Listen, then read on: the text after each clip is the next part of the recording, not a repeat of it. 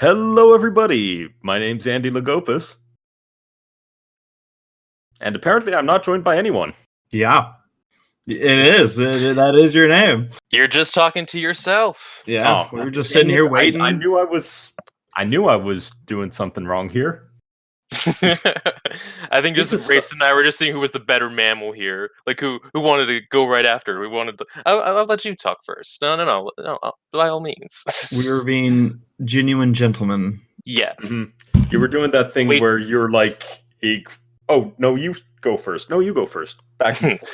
We're being way too audio. Genuine. Mm-hmm. Do we want to redo that? Nah, let's keep it. All right.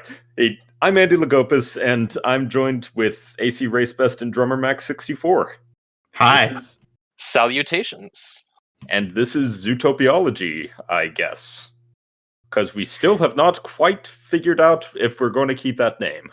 You've just instilled so much confidence. Mm-hmm. This is, we think, Zootopia. Yeah, no, it might be, it might not. It's one of them deep philosophical questions. It's one of the existential crises of our lives. Yeah. We don't have no idea how many more iterations we're going to go through here before we decide. The youth of tomorrow will never be able to figure this out. Never. Shame? Nope. All right. So how you been? And hope you had a good Thanksgiving. That's right. Thanksgiving happened. Mm-hmm. It was pretty good. Pretty good overall. Good time with the family. Nice brisk weather. Very crisp outside. Good food. Good tidings. And good time so far with leading into winter here. So let's hope Christmas is just as fine. I hope so too. How about you, Race? Got to spend time with the family. Had, of course, ate a lot of food, as is a prerequisite of Thanksgiving. Did some traveling as well, some work and whatnot, and have just been, just kind of pounding it out as far as getting stuff done, working on some side projects on this side of the microphone. So it's been good. It's been a good couple of weeks. Very nice. He's definitely looking forward to seeing the next Bronies React. That'll be fun. That's in the works. Can't wait to see that one. Mm-hmm. And pretty much same here. Ate, drank, was merry, all that jazz. I love jazz. Oh yeah. Can't go wrong with it. Nope. So as for podcasts moving forward, the goal is to do this once a month. So sometime during the month, we will sit down and do a podcast. So that's all I can really commit to at this point. So we may go live soon. We may not. I am not sure. We're making this up as we go. The logistics will come. We swear. It's eventually. Just who knows? There's all the technological snafus and maybe some scheduling snafus. It's just a big menagerie of mix-ups that could potentially happen. But something solid might happen soon. We'll see. Eventually. Yeah. Mm-hmm. Yeah. So there's that update. And we do actually have a bit of fandom news to discuss before we get into the actual topic of today's episode. So, construction has begun on the Zootopia land in Shanghai. Woohoo! It's been in the talks for a while. Guess it's now happening. Yeah, it's interesting because I think back in May or June, they did the groundbreaking for it, but I guess that's different than the construction for it, or maybe they were just putting up walls. I don't know. Yeah, I don't know. I'm not an engineer, either. so I wouldn't know. I am, and I still am okay, because I thought too. I was under the impression that construction had already begun, and then they made a big deal out of it this week, and I'm like, okay. So as a reminder for everybody, this is your opportunity to reply to all these videos reminding Disney that we can't wait for Zootopia Land to make it to the States. Yes. Get on it Definitely. pronto. Keep Yeah. keep prodding them on, please. Mm-hmm.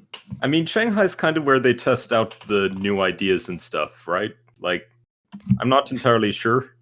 Not necessarily. You're much more of an aficionado with the parks than I am.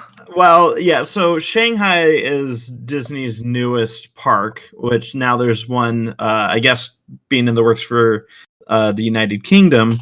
But as far as like a lot of new technology is in that park right now because of obviously how new it is.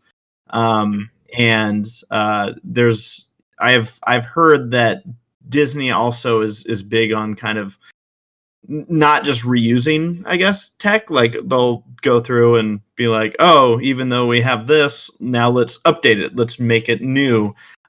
Which, you know, is probably what you'd expect from a Disney park. Right. So in that regard, there's a lot of new stuff, but I wouldn't say that it's also just their testing grounds. I mean, let's hope in this case it is. Hope so. Not to mention just like how big of an effect that Zootopia had over in the international markets, especially over in China. Yeah. So it sort of makes sense for them to start over there with Zootopia because they had such a big positive response over there. So who knows? Maybe there will be some residual effects that come over to the United States, and maybe they'll get something more concrete for Zootopia in whichever park has Nick and Judy show up as meetable characters. I forget where that is. Is that in Disneyland? That would be Disneyland's California Adventures. Yes. You are very familiar. You have met them as many times as you can. Pretty much every time we go. Sarah, my wife, knows that like we don't figure out where we're gonna start because we know it's gonna be in California Adventures in line for Judy and Nick, and then we figure everything out after that. You got your priorities straight. Yes. Oh yeah. Numero uno right there. Everything else secondary. Don't worry. And all the credit goes to Sarah because she puts up with it every time. Kudos to you, Sarah. And speaking of stuff coming over from like Asia and all that, Ed, how much more merch have you gotten since last time we talked? Actually, a friend of mine, life-size plush. Or... Well, yeah. So I do have. There is. I don't know what you would technically refer to it as, but yeah, the biggest on the market Judy Hopps plush that you can possibly get. I do own. That's not the newest bit of merchandise that I actually own from I guess the Asia region because I just had a coworker friend of mine who went to Japan and was basically like, hey, if I see anything Zootopia, I'll let you know. And instead of just letting me know, he just whatever they found they bought, and I was like, oh my gosh. Oh man. And yes, I want that friend. Yeah, right. So I actually have a couple of new things, one of which I need to post on Twitter at some point coming up here. But I own, let's see, two of them. This is an interesting thing that apparently is part of Japanese merchandise, is they have these, like, you know, like twist bottle caps, but they have figurines on top of them. Wait, what? Yeah. Yeah. I was like, this is a thing? Okay, cool. I also got some like file folders with Zootopia on it, which I'm like, sweet. But the ultimate thing, and this is the thing I really need to post about, is that, and I didn't realize this existed, which I was surprised. Like, it was a genuine surprise when I pulled this out of the bag. Is it's a small plush of Judy and Nick hugging. Aww. Oh, I've never seen something like that before. Me yeah, either. which I mean makes sense because obviously they're going to end up together in the sequel. But you know, spoilers. But you know, no. Future. Hey, if the original Frozen merch could spoil that Hans was the villain, Zootopia merch can spoil the relationship. You know, I'm cool with that. I hate spoilers so much, but yeah, no, yeah, so it was really, really cool and surprising. Like I said, I was not anticipating that to be in the stocking stuffer. So I was like, oh my gosh. So yeah, got some new stuff. Mm-hmm. That is awesome. I am jealous. Yeah, that's how big is the hugging plushes? It's I would compare it to a standard miniature plush. It is they're small. Okay. But yeah, if I had to chibi style or no, like I would say if you stood them up, they probably sit about 5 inches tall. Okay. So. Yeah, definitely post that. Can't wait to see very it. Nice. Yeah. When I was setting up my PC a couple weeks ago, I noticed on the DVD racks, also for at least Zootopia Perch for me, was the new 4K version of Zootopia. I was like, you know what? I'm going to grab this. I want to revisit this movie and see if it in any way looks even better on a 4K screen. I did the exact same thing. I bought it first day it came out at Best Buy in the full steelbook, and then I got home and was excited to watch it, and I realized I don't have a 4K player. Oh no! So it's sitting there, but it will be watched one day. I swear it. I've been to both Walmart and Target, and neither of the ones near my house were carrying it. I was very sad. I thought it was a Best Buy exclusive for a while. Oh, was it? I was told Target. That's where I went. But yeah, I'm pretty sure that the Zootopia Steelbook, like the 4K one, is Best Buy exclusive. Wow, I guess that makes sense. That's where I went to go get my PC parts. All right. I guess I'm on my way to Best Buy tonight. And you know what you're doing after the podcast? Yes, in fact, I might have to leave a little early because I need to get this. So yes, I mean priorities are in order. So yes, oh yes, as we've discussed. Yes. Yep. Speaking of like priorities, like as we were talking, my sister came in and gave me a Chick-fil-A milkshake, but she put it on the dresser, like on the other side of the rooms, and I've got a wired headset, so. Give me just a moment. Nope. You're gonna have to wait. Yeah, just crane your arm back as far as you can. Just sit there. How dedicated are you to this podcast? That'll be your prize after finishing the podcast. I am reaching as far as I can. If you could see me right now, it would be very silly. But I am not turning on my camera for this. I can't believe that he would do this right in the middle of the podcast. So we're professional establishment here. Yeah, this is First why we're here. Goodness me. Blame my sister. She's the one who put it way over there. No, I blame you. Okay, fine. Yeah. So, podcast, yes. As the official topic for tonight, it was chosen by one of our patrons, Insnateka.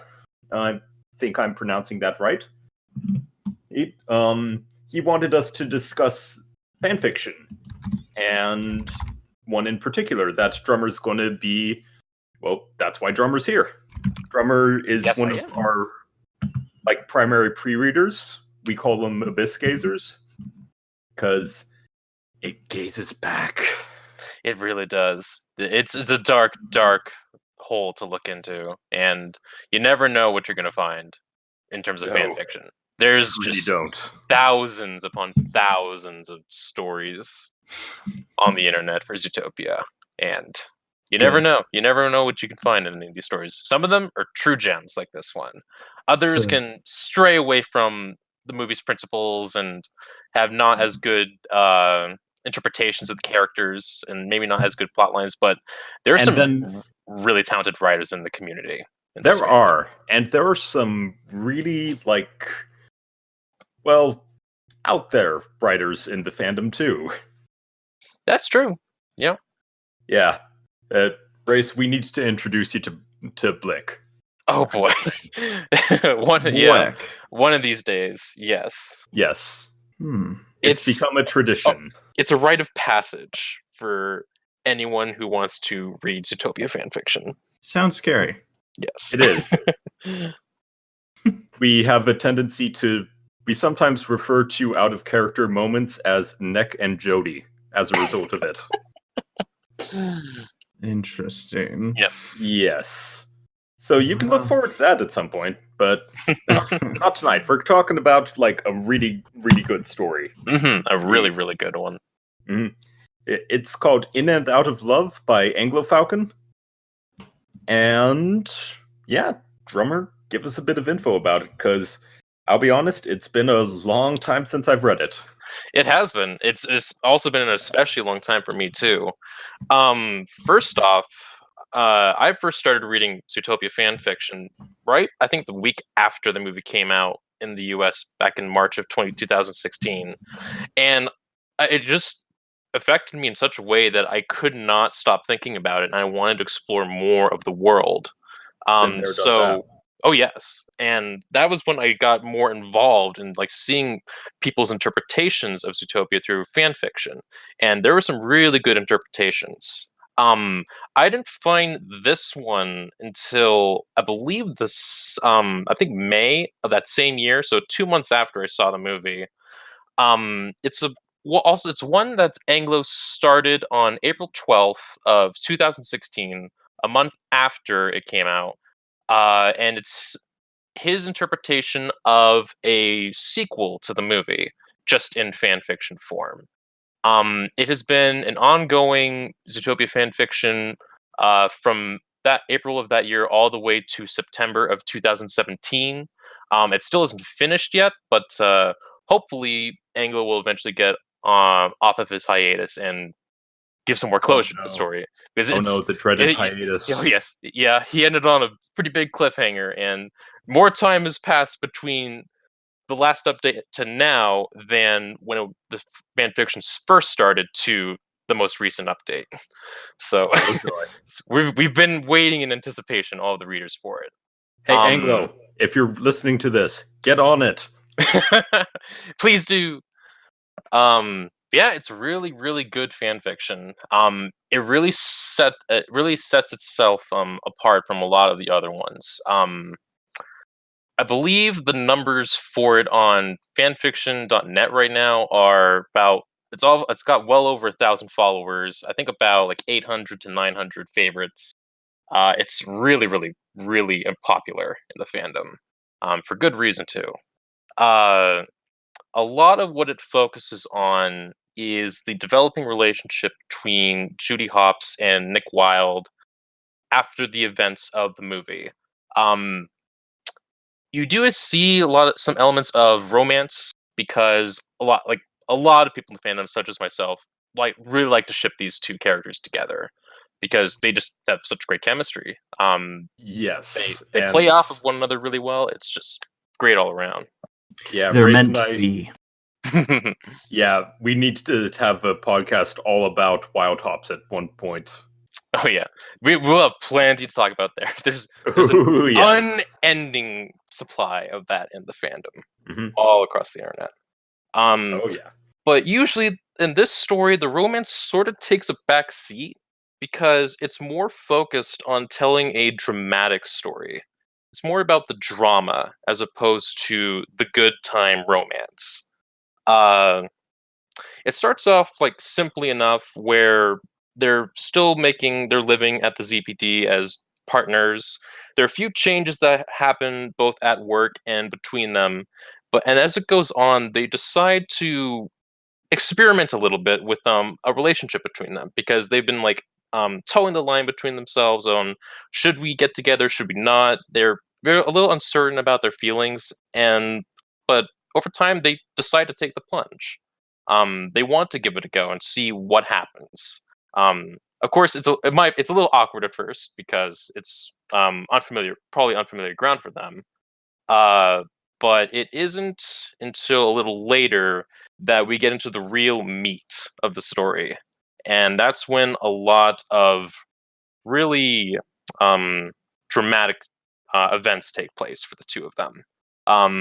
Events that pretty much rival the press conference from the movie, which, as we all know, was a very trying time for the two of them. It basically just drove this stake between them for that 3-month span, and it was just a complete show of betrayal, mistrust, and yeah, it was just really bad time for them. And there's something in this story that does something similar. Yes. I don't Ooh. want to really give away the circumstances surrounding it. Yeah, But, thanks for no spoilers. Yeah, I'm not gonna get too much into spoiler territory. Maybe one climactic scene. But I don't want to give away too much because I want readers who haven't read it, or like fanfic readers who haven't seen the story or heard anything about it to give it a go themselves. But yeah, this event is another way for Anglo to show that sort of betrayal and trust from the movie, and mistrust from the movie.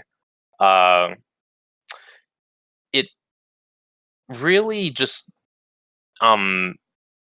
it's hard to explain because because it was just soul crushing at the very first time when I read this story. It's hard for me to like get my emotions about it in order. It's just that affecting. And when I was rereading this the second time recently, when to prepare for this, I still felt that same soul crushing feeling. Because I knew it was going to happen this time around, but even then, it still hurt just as much the first time. Well, I mean, does the press conference scene get any less painful on reviewing? No, because you know it's going to happen. It's just that the dreaded moment anytime you do a rewatch of Zootopia that, oh no, we're going to get this heartbreak again. It's really bad. Should I go through it again? Flashback to young Nick. Yeah. Mm-hmm. Yeah, and this one does drive them apart for another extended period of time. But this time, like, the guilt is magnified 100-fold because they already had that reconciliation from the movie. But to go through this kind of pain again, that's what hurts as well, even on a bigger scale. And this story does so well with that is Anglo himself is a really, really talented writer.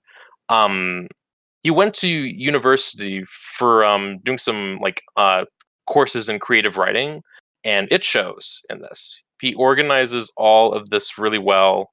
He does a great job portraying the characters, getting their personalities to flow on the page. And when it gets to really dramatic moments like this, that's when it really hurts. And he does a great job conveying all of those emotions within his words. Yeah, it's just really good stuff. Fantastic. So, Race, think you'll pick it up? I mean, did I pick what up? Think you'll pick up this story? Okay, so when it comes to me with fan fiction, I, for those that don't know, I really got back into the old Disney show Chip 'n Dale Rescue Rangers, and one of my ways of basically rediscovering that show was kind of weird, but it was through fan fiction. Because not weird at all. Well, you know, back in 2006, it was a lot harder. Okay, yeah, in 2006, that's weird. Well, no, it was hard to get back. Like, it was harder to get the show to be able to see the show again. So really, like, it was my way of being like, oh my gosh, what did happen after? I don't know if with Zootopia, the reason I've avoided fan fiction up to this point is because of the hope that I have that at some point there will be that sequel. And then maybe I'll want to wait until after that to actually start digging into fan fiction. Yeah. That makes sense. Yeah. So that's I think where the reason I haven't really hit up a lot of it. But I've definitely kept up with a lot of the art though. Oh yes. The output of artists in this fandom has also been just incredible too. So I have been definitely divulging into all of that. Yeah, I guess what you're waiting for more things to be added to the canon before diving more into the fan fiction. Yeah, and I think interpretations. Right, and I think part of it for me is just because where I sit with it is that I in the event that I do read a fan fiction that I'm like, oh my gosh, perfection. I don't want to then go into a sequel and be like, oh man, well, hopefully stuff like this happens. Yeah, you don't want to color your opinion of a sequel too much. Yeah. So no, that makes perfect sense. Yeah, my fan fiction reading time I'll probably be, a grandfather sitting in his lazy boy rocking chair and be like, all right, the year is 2085. Zootopia 4 has come out, but you are still waiting to read the fan fiction because dang it, there might be a fifth. I'll just some of that classic literature. I put on my reading, my reading glasses, and just if anybody gives me crap about what I'm reading, I'll be like, oh, back in my day we had Borbot, and it was about Arby's, I tell you. Oh no, not the Arby's. No. Not the dreaded Arby's. Every time I see an Arby's, I always... Oh man, that was great publicity for them. Somebody who worked in Arby's marketing probably did that. Hey, if they did, they're a genius, and I'd want them on any marketing team ever. Now, since I name dropped, I'll at least give Borba credit that is a really good artist. So I really like the way that it's portrayed in art. It looks like exactly like the movie in a lot of the shots. It's the clash between the art and the story that's the big. It's the conflicting part of it. The words could use a little tweaking. I'll give you that. Yeah. Yeah. That's putting it lightly, yes. But hey, you know what? I'm cool with it. Like, we still get traffic from it somehow. Yeah. Good. I totally get what you mean about wanting to wait a little bit on the fan fiction before checking out the sequel. I guess at the time for me, I was sort of the opposite because I wanted to see more of the world. I couldn't actually wait at the time. But the ones that I dived into, I enjoyed reading them, and the ones that I did read, it definitely seemed like the authors also had a fun time watching the movie and wanted to give more of their own context to what they think the world, the Zootopia world is like. After the many years now that I've been following all these authors and their fan fictions, I usually every now and then think about, man, you know what? One of these fan fictions is going to be the closest to hit a Zootopia sequel on the nose in terms of plot development, what's going to happen, and they're going to feel so proud of themselves if they know that they had the closest story to what's going to happen. Well, I guess that's the other funny thing about when it comes to fan fiction, because I feel like art, it's kind of free range, but with fan fiction, there's always this weird fine line when it comes to fandom versus canon, where if there is, say, a sequel in the works, and let's say that somebody really nailed how close it was, there's this weird deal for writers for, say, Disney, where suddenly are people going to be like, oh, you stole my idea? No. I know for a fact that Disney and most animation studios, they don't allow their writers to read fan fiction. No. My Little Pony is something that I know the writers for the generation that just ended, Generation 4, My Little Pony Friendship is Magic. They are huge on having to avoid reading any fan fiction, because as long as they don't read it, they know that they have a bit of liability protection. Because what you don't want to happen is for you to be writing the story. Say you are the writer for the sequel. You don't want to think oh no, is this my idea or someone else's? You want to just be able to put it on paper and be like, bam, there's our story. We're good. Nothing to even think twice about. I actually, with the reacts that we do, the Bronies reacts, I've always kind of taken a similar thing where I don't typically watch any other reaction series for the show, especially before we'll make our own, because I don't ever want to feel like, oh, I made this joke, but it's a joke somebody else made it. And I've had it come up a few times where people are like, oh, I know where you got that joke. And I'm like, I don't even know what you're referencing because Like, you do? I don't. I don't. Yeah. So It's like, you know where I got it? I don't. tells me. Yeah. No, I get that. I get that. And I guess for me, like, I find my favorite types of fanfic are sort of in between those two sort of stances where you get more of the characters and such, but at the same time, you know that it's not going to, like, color any expectations for a sequel of any sort. Mm-hmm. Right. I So get what you mean. I'd end up going more for like the alternate universe type of fanfics where it is just like something you know will never happen, and like a crossover you know will never happen, or like a situation you know will never happen. Like one of my favorite Zootopia fanfics is called Of Heists and Hustles, which is a crossover with Sly Cooper. Yep, it's by Ironic Snap. If you guys want to, if any listeners want to go check him out. Yes, really great writer. Really nails like the characterization of all the characters, and he even brings in characters from like The Lion King and Yep. Steven Universe. Even yes. it's interesting. Who's to say that's not going to happen? Yeah. Yeah. Hey, I mean, probably the fact that Disney doesn't own them yet.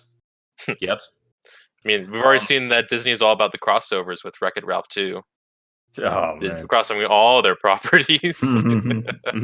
First Marvel, then that. Yeah. Hey, I just know that Judy and Nick did make it in there, so They did. I'm okay with that. Yes, even if it was just for a split second with no audio, it's still fine. But yeah, another really great Zootopia fanfic that I'd probably recommend to your race, just because there is no way it will ever like impact it. And truth be told, this one's not even really about Nick and Judy so much as it is the setting. But Fallout Zootopia. Are you serious? Yes. Yeah. They crossed over Zootopia with Fallout. Is there? I don't even know what Fallout is. I just know that there's Equestria. There's a post-apocalypse. It's nuclear war. Trying to survive in the post-apocalyptic world. Wasteland. There's various settings, various characters that you explore, and it's just... and a few like sort of staples, like the corrupt organizations, the mutants, the vaults. There's a lot of stuff to unpack with Fallout. But I've never read it personally, but I believe it's Cider Stripes, right? Who wrote it? Yeah, I've had that recommended quite a few times. I never, unfortunately, got around to it because I guess Fallout for me wasn't as big. It's got a fantastic audiobook by and that's happened to you. You did get an audiobook. What's the name? What is the name of that channel? I think it's Inkstained Canvas that did that. Okay. He does a really great job, like better than many professional audiobooks I've heard. Right. But yeah, that follows a series of original characters in a post-apocalyptic Zootopia. Yes, it does. It's all original characters. Interesting. Yeah. And that's another thing about like at least the majority of Zootopia fan fictions, because there are the ones like Fallout Zootopia that can still tell a great story with the original characters, with their own original characters, my bad. Using the Zootopia elements. It leads so heavily into the setting of Zootopia rather than the characters. Yes. And then we have then on the other side, there's like the movie itself. Like we get invested in the world, the story that they're trying to tell. But one of the driving forces for a lot of people's enjoyment of the movie are the two leads. Like the two characters that we follow through it, Judy Hopps and Nick Wilde, they're like the core of the movie because of the differences and similarities between them. And it's that sort of relationship that they have that a lot of and I mean a big majority of Zootopia fan fictions want to explore that aspect of it more. They'd still retain the Zootopia setting, but they like Nick and Judy so much together, whether it's through being an actual romantic relationship or just following their times as partners on the force. They want to make that their central focus for their fan fictions. And for a lot of that, I can't blame it at all, because it's a great relationship that you can explore with. And usually for me, that's sort of like the make it or break it part of whether or not a fan fiction or like a fan fiction center around them can be appropriate, or if it can be efficient at getting it across. If the author can't write the two characters well together, then it's already having troubles trying to keep the attention of the reader. They have to be able to write the two characters well when they're together. Something that I feel, going back to In and Out of Love, does to a great degree, both when the two characters are having a good time together, and also when they are apart, when the drama does eventually happen in the story. Yeah, it's a lot of good stuff that Anglofalcon does with the two characters. Nice. Yeah, I mean, great description. Yeah.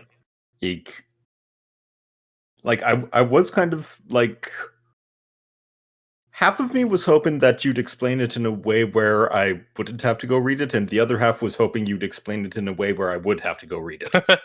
Well, I can definitely talk about at least some of the early stuff on. I can definitely go into a little more detail. I mean, not stuff with some of the more recent stuff that takes place. What do you think, Grace?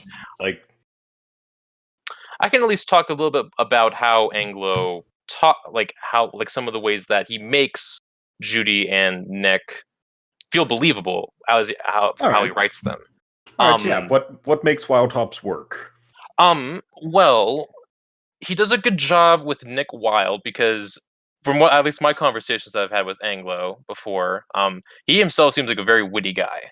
He's really good with jokes, and he knows like the right thing to say, and that right off the bat makes him really good at writing Nick Wilde in the story. Because Nick always has a wisecrack on hand whenever the situation calls for it, or to Judy's chagrin, doesn't usually call for it, because it usually tends to annoy her a little bit, but good-naturedly, of course. But yeah, he does a great job writing Nick's jokes, his sly personality, and in the more serious moments, making Nick's heartfelt nature be apparent. Judy, on the other hand, he also does a great job with by showing her unrelenting optimism, her unwavering dedication to the Force, to uphold good in the city. And when he writes them together, there's a lot of amazing chemistry that he's able to get with them. I think there's one scene early on, though, that highlights some of the quote-unquote character flaws that we saw in the movie. Usually, we've seen a few times, like in the movie, that Judy usually has a tough time wanting to say the right thing. She usually acts on impulse and says something without really meaning it.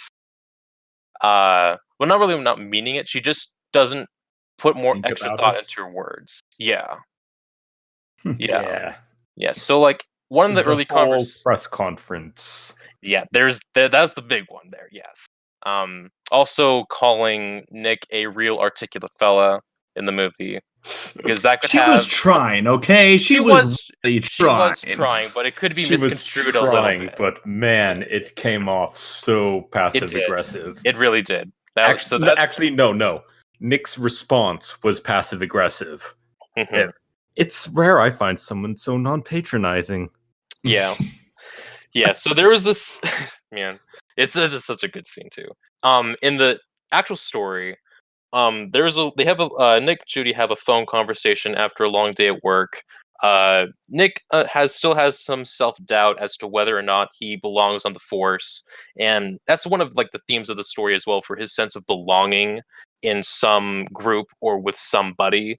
We saw that before with like how he wanted to belong with the Junior Ranger Scouts, but he got had that terrible Kicked to the curb. Yeah, very much kicked to the curb. And now that some of that self-doubt has entered as well, where he doesn't feel like he belongs with the other police officers. He feels like the out of place. But Judy tries her best to make him feel that sense of belonging all throughout the story. But unfortunately, in this scene, in their phone conversation, she makes a pretty bad, pretty inappropriate comment that really catches both of them off guard.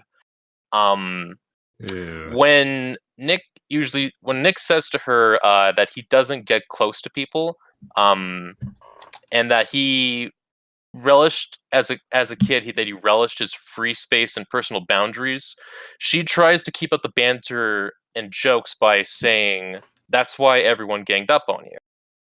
Ooh. And that Oof. immediately sours the atmosphere between them. Yeah, that'll do it. Understandable reason. Dang it. Yeah, so basically Nick just acts very Nick acts very apathetic for the rest of the conversation. He doesn't even call her Carrots anymore. He just says sleep tight, Judy. Calls her by her real name instead. I mean, I don't know.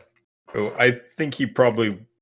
I mean, I'm a firm believer in the Nick Wilde scale of what is it? The Nick Wilde scale of danger, like based on what he calls her. Carrots, then hops, then Judy. Yeah. Yes. The elevating escalation. The elevating tiers of the severity of a situation. Yeah. Yes. Mm-hmm. So, well, that. Let's see. Another. Yeah. Oh yeah. What's up? Oh no. Keep going. Yeah. That's a good early scene to show at least the potentially increasing tension between them whenever that sort of thing happens between them. And later on, we do see that they do get that romantic relationship, but then it's the betrayal that happens later that really sets the tone for the rest of the story. Okay. It's always makes you feel like it's like the bombshell that could always potentially explode again, were they to have that sort of friction once more between them after they get back. Yeah. Yeah, I think I can safely say I don't want to see that in the sequel. No. Yeah. No one wants to go that heartbreak again. Fanfiction. Yeah. Yeah. We already went through that heartbreak once in the first iteration of the movies, so if they do it again, the sequel, it might feel even worse. And I mean, repeating it would probably cheapen it. Maybe, yeah. But at least what Anglo does is he makes use of that repeat to a pretty good effect. Because we saw in the movie that Nick started gaining more trust in Judy over time. He started to care more about her during the investigation. And when the press conference happened, it was that betrayal that caused him to leave for that extended period of time and feel very hurt by what she did. Usually when he sees like prejudice or anything like that, he brushes it off and with his facade of a personality, like his wily personality. But he revealed more, like very personal stuff about him to her. So for her to betray him like that, that's what makes him feel hurt even more. That to show that she got to him through that. The increasing development in this story with their relationship makes it hurt for him even more when the betrayal happens. To the more point where he gets, the more hurt he is by betrayal. That makes Yes. perfect sense. To the point where he, at least when it happens, expresses like actual like venom to her. Ooh. Like very venomous remarks. But foxes don't have venom. Yeah, we saved that for the snake folk. They're another land. We don't talk about them. Yeah. Yeah. At least it for the big scene that happens at I'd say like it's for the very first arc of the story. It ends with the biggest climactic scene. And actually there is a comic that someone made for Anglo because of this scene. Oh, really? Yeah. See, that's how you know you've made it. Oh yes. It's a comic that is on his DeviantArt page. If anyone wants to go check it out, it's by the Deviant artist Castraz. I believe she goes by Vulturine now. She's the one who also made the cover image for the story itself. Oh, cool. Yeah, but the scene shows Nick in the containment cell, not savage or anything like that, but he has a muzzle on his face because of the circumstances Spoilers. surrounding. Yeah, it's a little bit of spoilers. Yeah, so spoiler warning. For right now. Okay. There's a. Yeah, what's up? Well, I think that's a good amount of exposition to give without like spoiling it for anyone who wants to go read it. Yeah, which we will have links to it in the description. Okay, I won't get into that too much. Yeah, just so you know, it's like he has that on his face. And the whole chapter is not expressed through any dialogue; it's just descriptions. And I wanted to point that out because I thought that was a very cool thing that Anglo did with the chapter for this kind of scene. All right. Okay. Yeah. Well, I'll definitely have to go check that out then. And Race, you stay away from it so you don't get spoiled on any. Don't you dare touch it. Nope. I shall bear that burden. Well, thank you. Yes. Well, Drummer, thanks again for coming on. Oh yeah, not a problem. A good time. This has been great. Like, glad we got to discuss it and the world of fanfiction and like the odd relationship it has with the actual canon. So, thanks again. Yeah, not a problem. I'm hopefully gonna be getting through the rest of my year-long backlog of updated stories. And what a backlog it's gonna be, trying to catch up on all the fan fictions I've been missing out on. Yeah, that's the other problem. A long time. It's always updating and there's never an end. Yeah, I've been keeping up with it, but sort of unfortunately fell by the wayside. But I want to get back into it because a lot of the authors I read, I've connected with a lot of them. They're all really nice people, and still really enjoy all their interpretations of the world and the characters. It's Zootopia fanfiction has a lot of good stuff. A lot of great content to offer. All right. Well, and just for a bit of shameless plug, ZNN features the best fanfiction. We have high standards, so if it gets on ZNN, it's probably pretty good. Just saying. Drummer here helps make sure of that. So I do. I think I've personally reviewed well over 100 stories by now. Gone through them and approved them, wrote reviews for them. Yeah, just the works. Yeah, no, there's a reason there's a reason the pre-readers was the first job I came up with for this site. I do not have that kind of time. Awesome. Well, thanks again, and once again, Anglofalcon, if you're listening to this, get on it. There need more updates. We need them. We really need them. Yeah, you must finish. Yes. Well, thanks again, and what do you think? Back in January? Yeah, sounds like a plan. Yeah. So, oh, well, till next time. I'm Andy Lagopis. I'm Drummermax64. Oh, I thought we were just gonna be quiet again and just let him. Well, this time I took the reins. He 'cause did. I'm knew- ACRacebest. and have a Merry Christmas, Happy Holidays, Happy New Year, or whatever the heck it is you do. Oh, and we'll see you in January. We'll see For those of you that celebrate New Year's, Happy Yes. New Year. Hopefully it's everyone in the world. You never know. Oh, I mean, there's Chinese New Year, which is a separate thing. All right, Yeah, all right. you never know. Fair.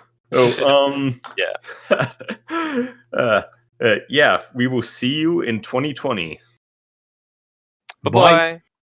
That was a glasses joke. It failed.